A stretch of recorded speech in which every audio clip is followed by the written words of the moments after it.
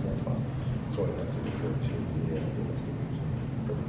So Aaron Brooks, we're asking to investigate a homicide right now. Oh yeah, we've said at the very beginning that was classified as Just as a follow-up, if anyone wants more information on the sponsorship program, on the city's website, we have an application process under job postings. Yeah, thank you so much. All right, thank you. Thank you.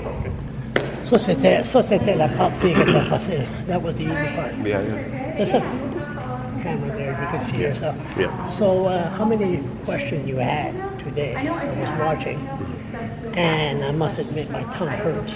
I had to bite my tongue with some Ropobade. I'm sorry. I apologize earlier. Okay. Yeah. I might be charged. How many questions were there? You noticed it was all had to do with provincial issues. But you couldn't answer it. It was like they were going asking about mental illness. How do you do with people that nobody wants? Yeah. How do you answer that? I think the answer is that it's important that we realize that we don't live in a bubble. We can't do this by ourselves. We don't live in a snow globe here. None of us do. And without the partnerships and the collaboration with the government, with the Department of Public Safety, with our other community partners and our other police services across the province, it's not really going to get work done. It's not about the Fredericton Police Force. Our criminals have no boundaries, and they just keep going and going, right? So, How do you go to treat somebody that doesn't want to follow rules? well, that is difficult, but as you heard Brad Cameron say, we go and meet these individuals who are living out on our streets and they're homeless, and we provide Choose to them. be homeless. That's the way I always say. True. Be They that don't want as to go by it, rules. You get them housing, they'll destroy the place. that's true. But you be know. that as it may, at least we can give them services and provide them services or ideas where they can get the service. And Brad did say at the end, and we deal with the same person 8-10 times, and eventually we say, well, you can't stay here. You have to move along. But our goal is always to provide the services. What do you need? Right? No one should walk by. If your brother or sister were sleeping in a tent on the side of the street, would you walk by? You would offer some help. So why do we as a society keep walking by and closing our eyes and saying, well, that's okay, it's not in my backyard, so I'll just keep moving on? I think that's deplorable. So at least here in the city, we've said, we've tried different things. We'll continue to try different things. And one of the things we're saying is, what service do you need? But what they is- won't listen. We Well, know some that. do, but we've had some successes. Have you had? We've had some successes. Really? Yes, we Oh have. my God, now that's news. How Come many? on, we've had many successes How where many? people are, I don't know numbers, but I can think of examples where we've talked to the same individuals 3-4 times and they've said, okay, I think you're right. I think I do need help. I do want help. We've also had individuals, young people who required some medical assistance but didn't know where to go.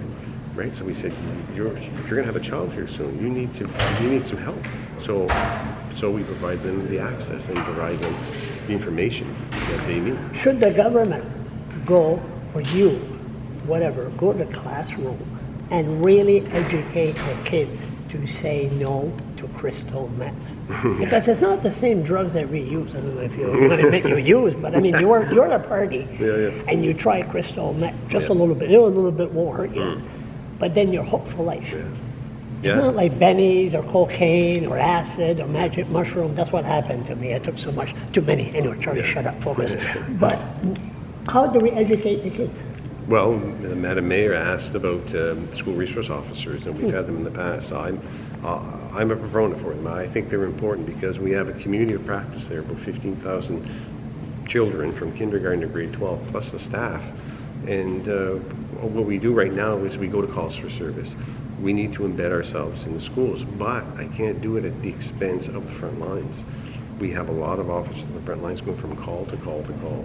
And so it's a balance. We need to build relationships in the community. That's how we solve crime. You walk the street? I walk the streets. You walk the street? Yeah. You see it? Yeah. You see your own eyes? Yeah. That's it.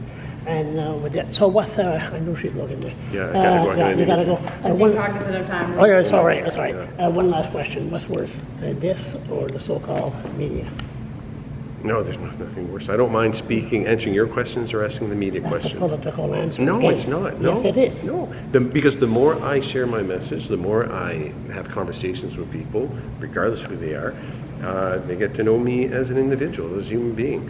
Like, I know I'm a cop, and I've enjoyed every minute of it.